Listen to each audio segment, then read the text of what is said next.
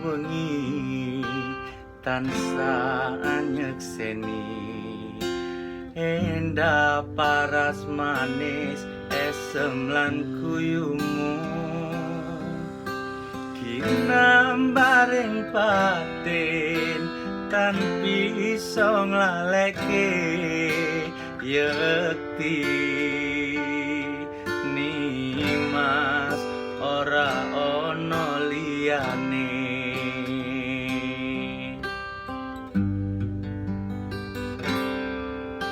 tatapan netramu nembus ing atiku gawe aku mung mikirne sliramu cahya ning rembulan kalah lawane semu amung nimas